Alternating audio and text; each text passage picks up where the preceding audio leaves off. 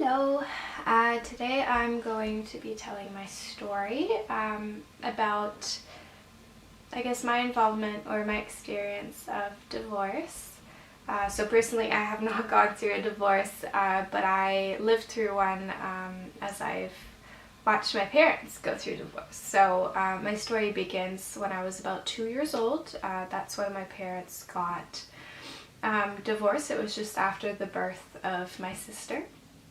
She was only about 5 months old, and I don't really know what the reason was for them divorcing, as they, to this day, and I'm now in my late 20s, they still don't speak to each other, they don't like each other, and I don't think that I'll ever get the real story from either of them, and that's fine. That's something I've had to make peace with. But where was I? Yeah, so I don't really know what the reason was behind their divorce, apart from the fact that I know my dad was abusive towards my mom, so physically abusive. Never towards me and my sister, but towards my mom. And for that reason, when they did get divorced, she became our primary guardian. I'm not too sure if that's what you call it, but she was the one who we lived with, and then we would see my dad every couple of weekends.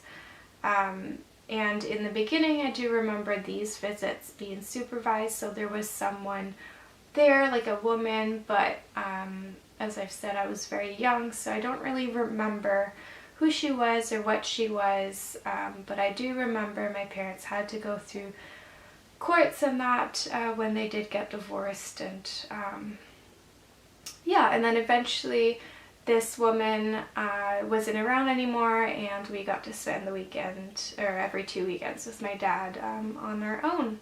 And then again, the story, things were going okay for a while. My mom did have a few boyfriends who lived with us, and unfortunately they weren't always the greatest, and my dad didn't, he wasn't doing very well financially, and he refused to pay child support for a little while, but even with the child support, my mom still had to work 2 jobs to be able to afford where we lived, and I guess to just afford living and raising us. So we were often in daycares, after school care, summer camps, and whatnot, and that was just the norm. And then eventually she met someone when I was almost 10 years old, and he lived across the country, and they decided to get married, and we moved across the country. And because you know, my dad was still part of our lives, he was still our father, he had to give permission to my mom and to the courts to let us go across or move across the country. And unfortunately at that point, they made the deal that if he didn't have to pay child support anymore, or that he, you know, wouldn't get in trouble for not paying child support, he would allow us to move with my mom across the country. So we moved, and while this move did have the promise of many opportunities, and I mean, we did get some good opportunities, it wasn't all you know, rainbows and whatever. Unfortunately, me and my sister did enter some abuse. It was really difficult, and it was all kind of throughout our childhood, from, you know, the time we moved up to when we left home. And I do remember the courts getting involved once more, and this was shortly after we moved across the country. My mom wanted our new stepfather to adopt us, so there was a lawyer who did ask for us to meet with her, so we did. And I remember going somewhere downtown. I can't remember exactly what it was or what it was all about. I remember her asking or telling me and my sister that ultimately it was our choice whether we wanted to be adopted by our stepfather or if we wanted to keep our father in our lives and he be our dad still. And this was the only time I think that we were ever included in any sort of decisions that were made about us. And honestly, that felt quite powerful. And it was also tough because we ultimately decided that we did not want to be adopted, and we wanted our father to stay in our lives. And unfortunately, because of that decision, we suffered once we got home and for a little while after. And that sucked because, yes, it was great that we got to make this decision, and I'm very thankful about it because now I share a relationship with my dad, and we got to build a relationship and get to where we are now. However, there was a bit of, what's the word? Like we suffered in a way because of that decision, and no one checked in afterwards or asked us if we'd be all right. But because we made a decision that my mom and stepdad didn't agree with, we suffered the consequences, which, as a kid, I don't think we should have had to do that. And it's almost like sometimes in that position, I wish that we hadn't been given that option, but it's, you get some, you win some, you lose some. We were given an opportunity and something else was taken away from us, and had it been the other way around, we would have had something taken away from us, and I don't know what the future would have looked like from there.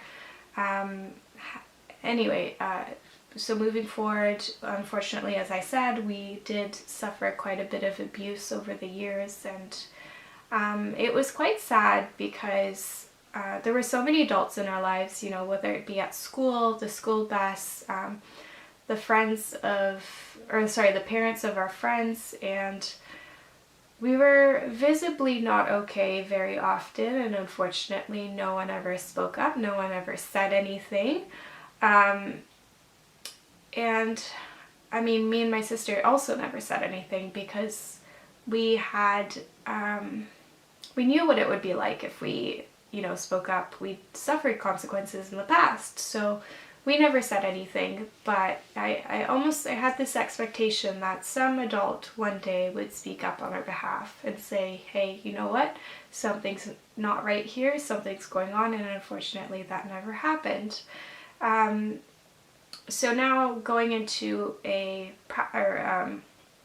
career where I'm going to get to work with children and families like this, I kind of see the importance of, I see my story as an opportunity or as something that I can take away and just, see that sometimes kids are not going to be able to ask for help, but there are other signs to look out for, and that at the end of the day, we are the adults and we should be standing up for these kids and protecting them in any way we can.